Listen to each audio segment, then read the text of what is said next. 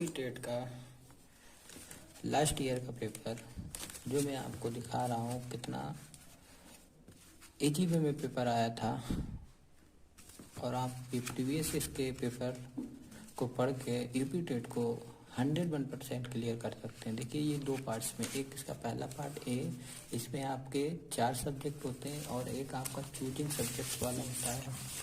या आप हिंदी लें या इंग्लिश लें या संस्कृत लें। ये मैंने संस्कृत ऑफर किया था तो ये इसी का सेक्शन था।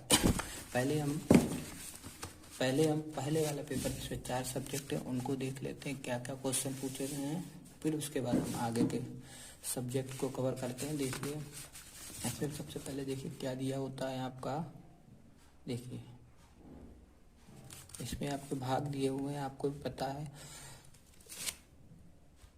इसमें आपके भाग दिए हुए हैं। ये देखिए प्रश्नों को, सभी प्रश्नों के उत्तर दिए हैं। देखिए सबसे पहले आप पेपर में क्या करेंगे, अपना रोल नंबर भर लेंगे।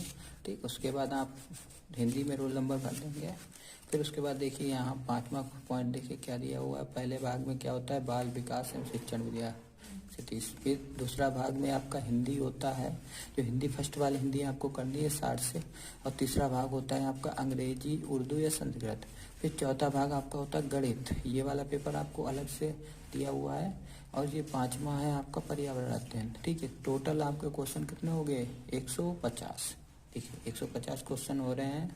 ठीक है, इतने में आपको 1 से 150 तक क्वेश्चन मिलते हैं। अब देखिए इसमें आपको गोला दिखाया गया, इंस्ट्रक्शन दिया कि गोले को पूरी रूप से काला करना चाहिए। ठीक है, अब देखते हैं क्वेश्चन। देखिए पहला पार्ट कौन सा है हमारा, बाल विकास। पहला पार्ट बाल विकास का दिया हुआ है। बाल विकास के देखते हैं पहले क्वेश्चन। देखिए ये पहला पार्ट भाग फर्स्ट क्या है, बाल विकास एवं शिक्षण विद्या। इसमें आपके 30 क्वेश्चन होंगे। तो एक एक से देखते हैं। देखिए पहला है ए को बी से मिलाना है। ठीक है, तो इसका आंसर, पहले का आंसर सही है, फर्स्ट, फोर्थ, थर्ड और सेकंड। ठीक है, दूसरा क्वेश्चन देखिए, विकास कभी न समाप्त होने वाली प्रक्रिया है। एक कथन विकास के किस सिद्धांत से संबंधित है। ठीक है, तो ये आपका होता है निरंतरता से संबंधित। चलिए तीसरा देखते हैं, संविधान के किस संशोधन से शिक्षा एक मौलिक अधिकार है। आपको भी पता है 86वें संशोधन से। अगला क्वेश्चन, अप्रेरणा के मूल प्रवृत्ति सिद्धांत का प्रतिपादन किसने किया, वो भी आपको पता है, मैकडूगल ने। 5वां क्वेश्चन, विकास की किस अवस्था को कोल तथा ब्रूस ने संवेगात्मक विकास का अनोखा काल कहा है। इसको शिशुअवस्था को कहा है। आपके आंसर देखिए, ये इंग्लिश में दिया होता है वर्जन, आप हिंदी वाला ही करिए। आपको इंग्लिश करना है तो इंग्लिश भी कर सकते हैं। तैयार। ये छठा को, तो किसने बहुविमात्मक प्रज्ञा का सिद्धांत दिया, किसने दिया है, वो दिया है आपका गार्डनर ने। ठीक है, अगला क्वेश्चन देखते हैं, आगे देखते हैं। डिसलेक्सिया में यही करने में कठिनाई होती है। क्या होता है डिसलेक्सिया, आपका होता है पढ़ने में।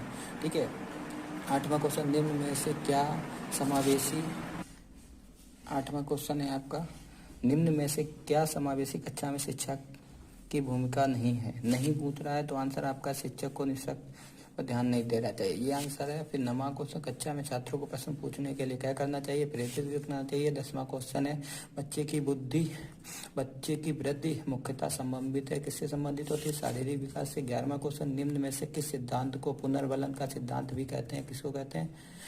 ये आपका आंसर, इसका हमारा गलत हुआ था। इसका आंसर है आपका शास्त्रीय अनुबंधन क्रिया सिद्धांत को, शास्त्रीय अनुबंधन सिद्धांत।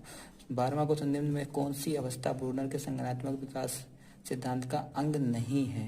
तो ये पूछा गया, इसमें आपका होना चाहिए आंसर पहला आंसर होना चाहिए।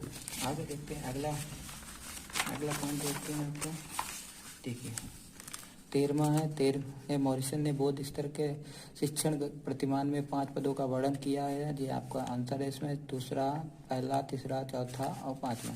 14वां, निम्न में से कौन सा संज्ञानात्मक क्षेत्र से संबंधित नहीं है, तो कौन सा उन्मूलन। 15वां, निम्न में से कौन सा अधिगम का वक्र नहीं है, तो वो है लंबवत। 16वां, यदि शिक्षक कक्षा में एक छात्र को समस्यात्मक बालक के रूप में पाता है तो उसे क्या करना है, बच्चे को परामर्श देना चाहिए। पाठ्य से गामी क्रियाएं मुख्यतः संबंधित होती हैं छात्रों के सर्वांगीण विकास से। 18वां, निम्न में से किसने अधिगम सिद्धांत का प्रतिपादन नहीं किया, तो वह है ब्लूम। ठीक है, अगला देखते हैं आगे। देखते हैं शिक्षा में अवरोधन का अवरोध रुकावट। विद्यालय बालक द्वारा विद्यालय छोड़ या बीच में बालक विद्यालय छोड़ जाते हैं तो यही है। 20वां निम्न में से किस कौशल में पूर्व ज्ञान का परीक्षण नहीं होता? वो प्रस्तावना कौशल में नहीं होता। 21वां मानव विकास का प्रारंभ होता है कब से प्रारंभ होता है? मानव कब से सीखने लगता है? गर्भावस्था से। 10वां द कंडीशन ऑफ लर्निंग पुस्तक के लेखक, ये आपको भी पता, ये कंडीशन ऑफ लर्निंग ये है आपकी मिस्टर गेने की। 23वां किशोरावस्था बड़े संघर्ष तनाव मामला में विरोध की अवस्था, तो ये स्टेन हॉल ने कहा था। 24वां सूक्ष्म शिक्षण के भारतीय प्रतिमान में कुल कितना समय लगता है? ये आपको भी पता होना चाहिए। इसमें लगता है आपका 36 मिनट। और 25वां सीखने का पट्टा सीखने की प्रक्रिया के मुख्य अभिलक्षण है जो उस स्थिति को प्रकट करते हैं जिसमें सीखने की प्रक्रिया में कोई उन्नति नहीं होती है। कथन किसका है? गेट्से अन्य का है। आगे देखते हैं अगला। देखिए 26वां क्वेश्चन है व्यवहार के कारण व्यवहार में परिवर्तन ही अधिगम है। ये कथन किसका है? वुडवर्थ का है। एक और क्वेश्चन दिया 27वां ए और बी को मिलाना, इसका आंसर है चौथा, तीसरा, दूसरा और पहला। 28वां समस्या समाधान का प्रथम चरण है। क्या है? समस्या की पहचान पहले हम करते हैं। 29वां बालकों का अधिगम सर्वाधिक प्रभावशाली होगा कहाँ होगा? बालकों का संज्ञानात्मक विकास होना चाहिए, भावात्मक होना चाहिए, मनोचालक बच्चों का विकास होना चाहिए। 30वां है स्मृति स्तर एवं बोध स्तर के शिक्षण प्रतिमान की संरचना में कौन सा सोपान उपस्थित है? तो इसका पहला आंसर होता है अन्वेषण। ये आपके किसके थे?